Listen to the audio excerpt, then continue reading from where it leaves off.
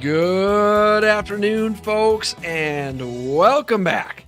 This is US Home Talk. We're live every Wednesday at noon Central Standard Time. That would be Jason Walgrave here with Walgrave Real Estate Group at Remax Advantage Plus. We've got Marcus Walgrave with Hague Realtors, and we've got the great magician of mortgages, Mortgage Mike, over at Luminate Home Loans. And we got Evan Little, the great producer and insurance guru. All right, time out. I want an intro like Mike's. I need that energy. I think that's fair. I think that's fair. You know why he calls me the magician of mortgages?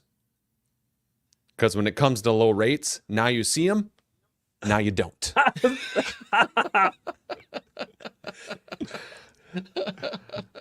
I feel like that's not going to get you a whole lot of business. No, it's not. That's just what came into the top of my head. So I figured I'd, I love it. Send that out there, man. Throw it out there, see what I get back. Hey, folks, sometimes we shoot from the hip on this show. That was an example right there. That's what that was. All right, big show plan today, folks. Best way to get a hold of us anytime, of course, is our fantastic website, ushometalk.com. We've got all of our past shows. You connect with all of our fantastic partners. Connect directly with Marcus, myself, Mike, Evan. Great resources on there. Make sure you check out ushometalk.com. We're coming live every Wednesday at noon via Facebook and YouTube, so we do appreciate everyone that tunes in live. And then if you catch us later in the week, we kind of live in this world where streaming is the way to go, right? Because we want to watch it when we want to watch it, and that isn't necessarily at a certain time or day. And so that's why this year we moved over to just a streaming platform. So we appreciate however it is you find us and whatever time it is you find us. And we're looking forward to a good show today. We've got a text line. You can text in questions during the show, 612-234-7585 is the text line. Anything and everything real estate related. So not necessarily only about the topic of the day, but do you have any questions related to buying, selling, investing, financing, refinancing, commercial real estate, new construction, land, development, anything and everything real estate related, you can text those questions to 612-234-7585. That is the text line. Folks, that's the text line during the show. That's also our 24-hour real estate hotline number. And so you can call that number anytime. We'll get you over to whoever you're looking for, one of our fantastic partners, Marcus, myself, Mike, or Evan. So we do appreciate how everybody's tuning in. Before we get started, get to business here, baby. Marcus Walgrave, birthday today. Oh, whew. Nice. Happy birthday, brother. Happy birthday. Thank you.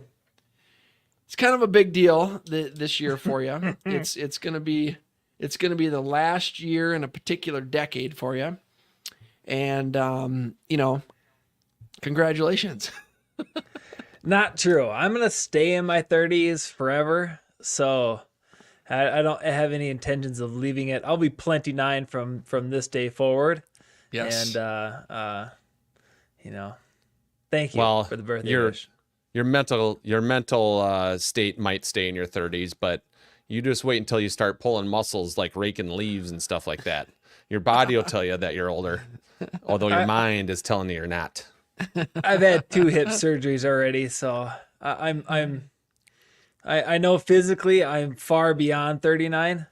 Mentally, unfortunately, I'm probably like way down there in the 20s, maybe even the teens. So it depends. It depends on what your wife says, right?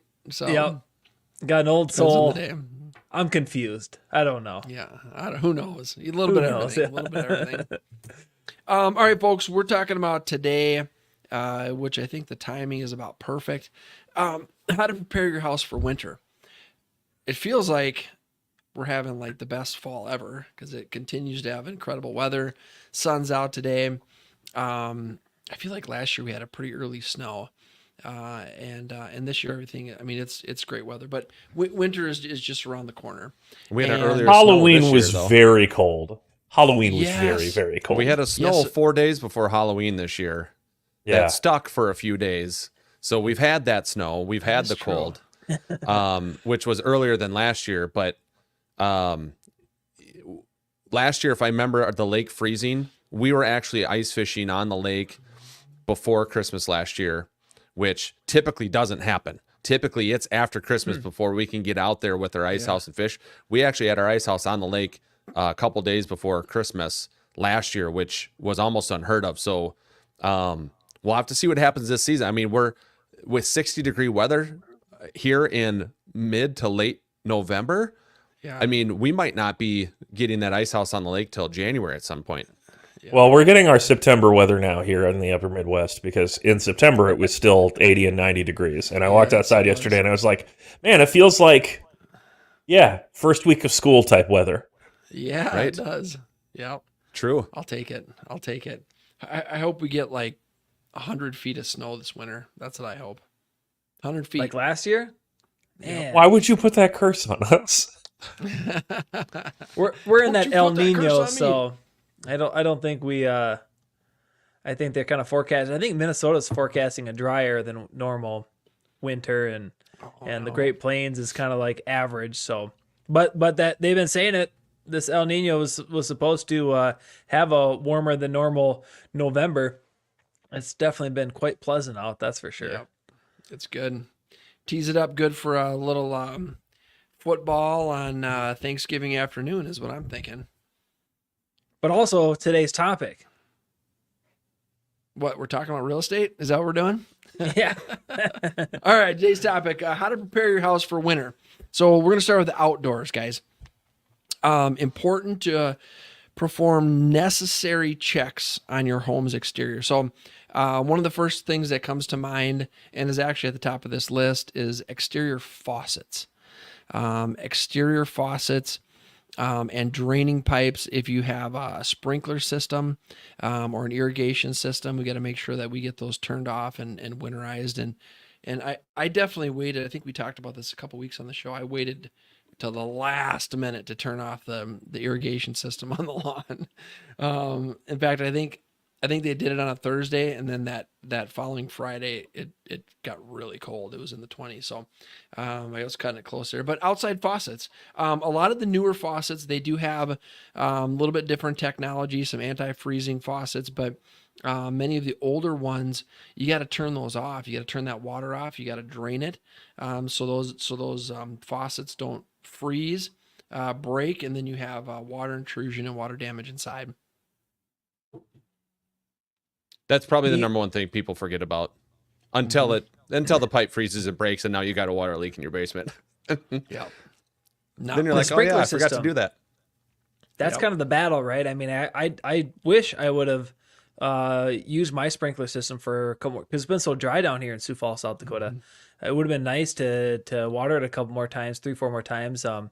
But last year, my vacuum breaker broke on it, so I had water spraying all over, and it wasn't even like a crazy freeze. I mean, I think it did get close to 20, which I think that's that low 20s is the tipping point for like the sprinkler system parts, like that vacuum breaker. But Jason, you talk about the faucets, the spigots on the houses, and when those things break, now you're talking about likely getting a leak that water penetration that's going to come inside the house.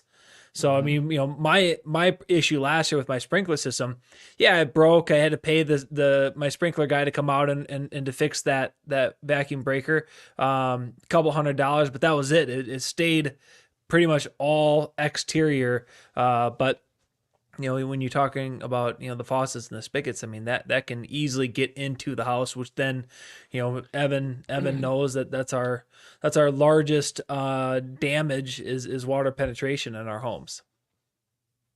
Yeah, folks. So make sure you check those water faucets, those exterior faucets. Next, we're going to talk about do you have gutters? Do you have gutters on your homes? I mean, I'm looking outside.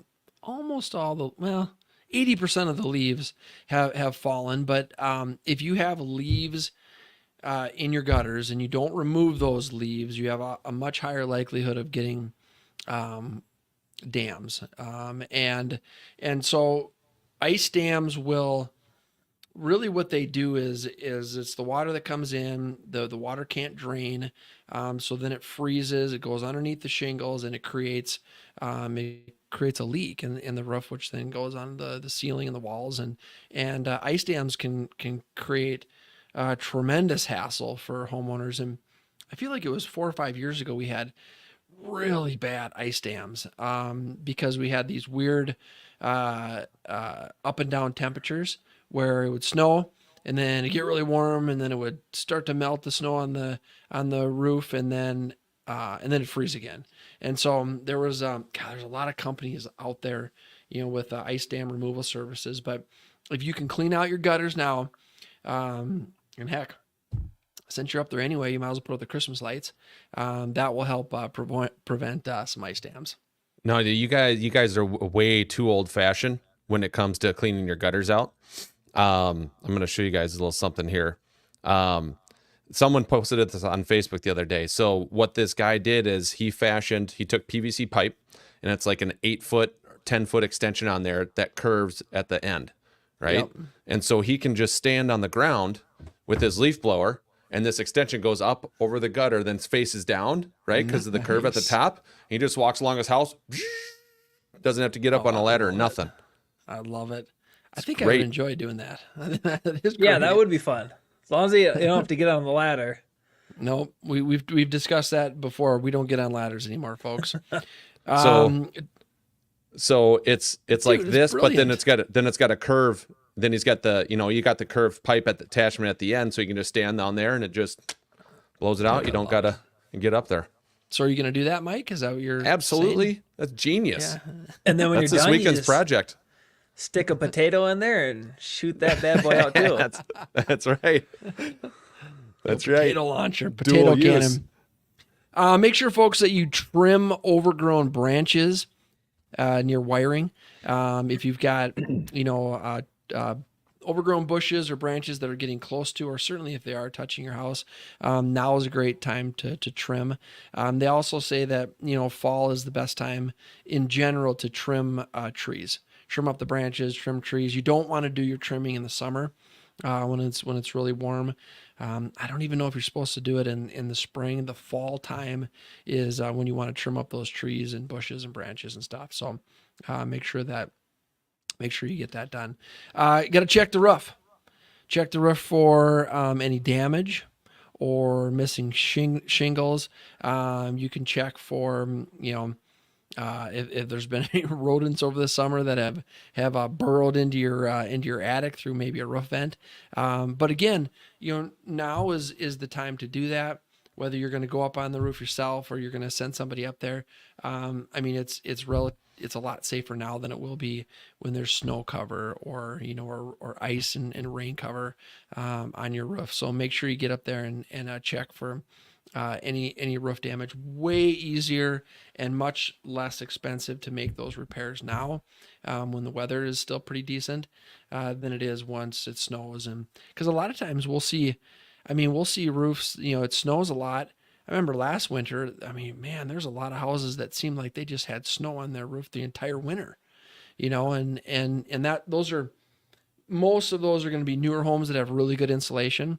And sometimes you think, well, that must be an older house. Well, no, it's actually the house that's got the best insulation is probably going to, keep the snow on the roof longer. But now is a good time to check the roof, make sure that everything looks good up there. And you can send Mike up there if you don't want to go up there. Yep. So that's an option.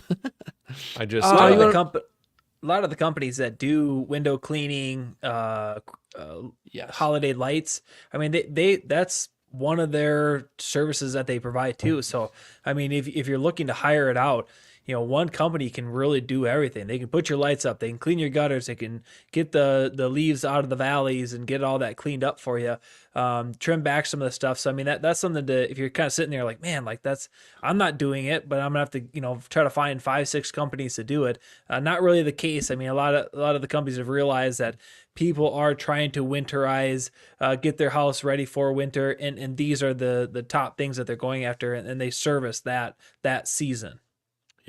Yep. That's a great point, Marcus. Next one is one that I hadn't really thought about, but it makes sense. inspect your deck thoroughly. And what this is talking about is leaves or debris or, things that get in between the deck boards. If you leave those in there over the winter, they're going to get moist from the snow that melts. And that's going to cause mildew. It's going to cause potential decay in between those deck boards. But I hadn't even, I mean, this is a great one. I hadn't even thought about that. Winters are brutal on decks in Minnesota, South Dakota, the Midwest. They are brutal on decks, specifically wood decks. So whether it's cedar, they're just, I feel like if you've got a cedar deck, you're staying in that thing probably every year, every 2 years at the longest. Winters are brutal on your decks, but make sure that they're clear. And this might be an opportunity, Mike, for you to get your leaf blower mechanism out again and, try it on the old deck. That's right. Yep. Get some sort of attachment that like narrows it down and give you a nice like narrow stream of air that you can just put right between the boards. And that's money. I think a lot of us have a deck furniture. I know I do, and I made the mistake last year leaving my it's almost like a plastic outdoor rug. And I kind of just forgot to remove that one, and it laid there, and it was just talk about, well, one, it was hard to get all the snow off of in that area, but then two, when it came to spring, where the rest of the deck was cleared of snow, like that just was always catching and clinging on to any kind of little dusting that we had, and when it finally got to a point where everything's dry, everything's appears to be melted and cleared up, it was frozen stuck to the deck. So I had to wait like an extra month before I could even remove the rug. And then once I removed it, you could tell that thing sat there and it stayed, kept the moisture there quite a bit more than the other areas. So be conscious of your deck furniture as well. Ensure that all openings are clear of debris. So if you've got roof vents or you've got some whether it's your hot water heater vent pipe or your dryer vent. Oh man, we forget about the dryer vents, right? You got to make sure those are cleared out now. Again, a lot easier to do it now. If debris is left in a dryer vent, for example, a lot of times those can stick open, and which is you'll have some energy loss, and but clean those out now. Clean out those dryer vents. Make sure there's no the neighbor's cat is not in there. Yep. Yikes. Or squirrel. Squirrels. Woodpecker. You don't want those in your dryer vent. No, woodpeckers in the dryer vent are not. They're just not good, folks.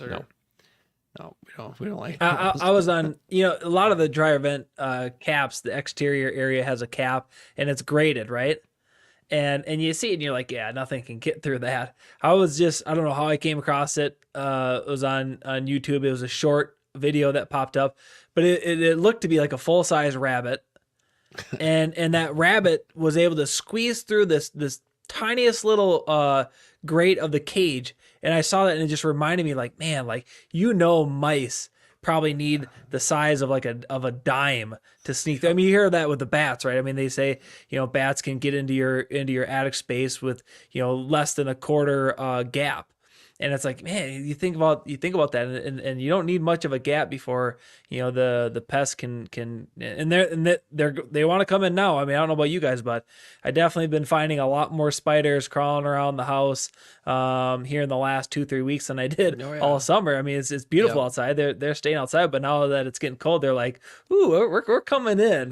Get ready, Walgreens, we're coming in. So. Time to got some snuggle guests up. for Christmas. Yeah, we got there. guests. Yeah, the family got bigger quickly. So, next one's interesting. Add an inexpensive extension to your downspouts. And so, we're done mowing the lawn for the season, right?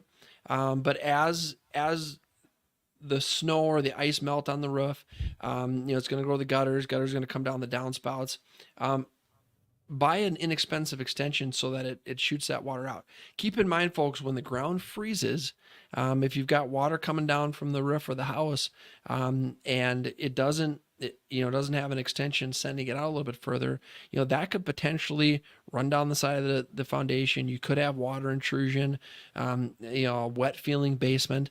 But what a great idea, because we don't have those big extensions generally in the summer, because we're mowing. We're mowing all the time, and the ground is not frozen, so it will go into the ground. But that was an interesting one that I hadn't thought of either. And if you don't want to get the extension the extra extension, at the very least, just make sure they're attached to the downspout. Great I think point, that Marcus. at the very minimum, you don't need to go and buy it, just make sure they're attached and you're getting that water at least 2, 3, 4 feet away from the foundation at a minimum. But spending a couple extra dollars on those extensions will definitely make life easier and feel more confident come spring. That's a great point. I can't tell you how many homes that I've shown over the years where they got this amazing, gutter system, and then the extension isn't connected. So literally, it just pours all the water right down the foundation on the outside. So great point, Marcus. If you're thinking about selling, I mean, you can almost guarantee you the buyer is going to request that at this time of year. They're going to say, "Hey, we noticed they weren't installed. We want you to put them on." So I mean, it's like, even if you're not selling, or if you are considering selling, it is definitely in the best interest of your property. Our last one on the outdoor list of things to do to prepare. Let's try that again. Prepare your home for winter is, and I hadn't heard of this one either.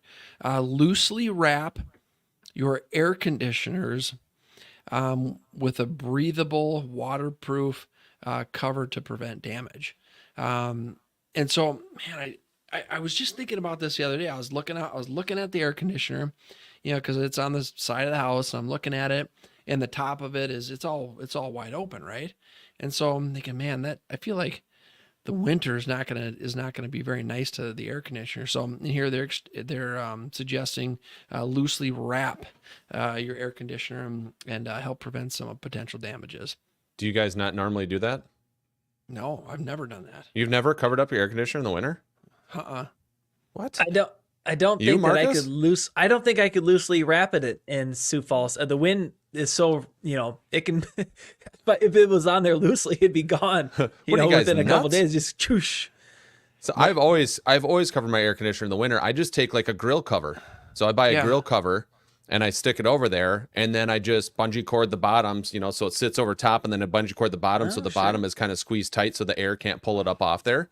And it's loose, right? It doesn't fit tight by any means. Yeah. It's loose everywhere, but the wind's not going to take it off because you got that bungee cord squeezing the bottom. And I've always done that every year. Yeah, I'm going to do that this year. So, Well, just curious, do we know what the benefit is to do it? I mean, I definitely see it in a lot of homes, but are we just trying to keep the dirt out, or? well, I'm it just sure says to prevent damage.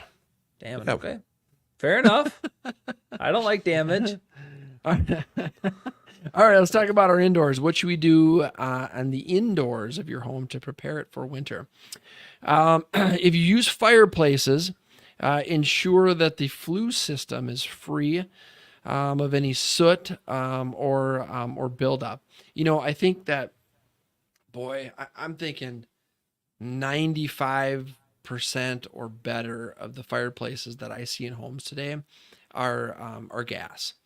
Gas, and so I think this is probably more talking about wood burning fireplaces, and yeah, you got to check those. I mean, you got to have them inspected, make sure that that they're functioning properly. I'm not a big fan of wood burning fireplaces. I think they're great in like a cabin setting or something like that, but they seem to be a lot more work and a lot more maintenance. But if you have one, check it. If you've got a gas fireplace, a lot of times folks will turn off the pilot light in the spring or early summer. They don't want that pilot light on. So make sure if you have a fireplace, you want to use it, now would be a good time to get it fired up. And we've already been using ours. I mean, kids like to turn it on in the morning, and so but make sure to check it. Let's see. now is the time. Well, you probably should have done it already by now, but have your furnace checked. I mean, do that annual service on your furnace. They can check, the water heater, a humidifier if you have one. Now is a great time to look into that. I tell you what, it really, really stinks, folks, if your furnace goes out at the end of December or middle of January when it's so darn cold. There's companies, there's 24-hour companies out there, but I'll tell you what, if it's an emergency service call, it's going to cost you a lot more. And it's a lot cheaper to just do your maintenance on your furnace and make sure that it's working well. And you got to change those furnace filters more than every 12 months, folks. More than every What? 12 months. You got more than every 12. What? More than once a year? That's what they say. Huh. All right, next on our list, bleeding the valves of a hot water radiant. Oh, this is talking about a heating system. Increases the heating efficiency. So I think, your hot water boiler systems for the heating units, there's still a fair amount of them in Minnesota. Usually we're seeing them almost always in older homes, but there's some additional maintenance. Just whatever heating system you have, whether it's a boiler system or a forced air furnace, now is the time to do that service call and service check on it. Make sure it's running well. You A lot guys of got a people boiler like those. system? I do not know. No. No boiler system here. I wonder if that applies for like the the homes that have the full basement in floor heat with the heated floors in the garage as well. If you need to bleed those too, Oh, yeah. or if that's just More more so. of like the throughout the house type of boiler system. I think probably throughout the house. Yeah. Yeah. I think those stay pretty, they stay full of, basically it's a antifreeze, liquid that's in those. I think they just leave them going all year. Next one on our list, we only got a couple more here talking about the indoor of your house. How can you prepare your home for winter?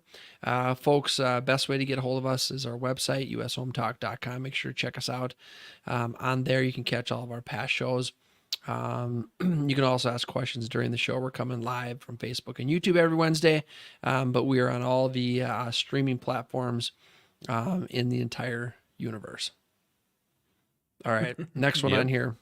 This one is I usually forget, but then I realize it after a couple weeks. Reverse your fans.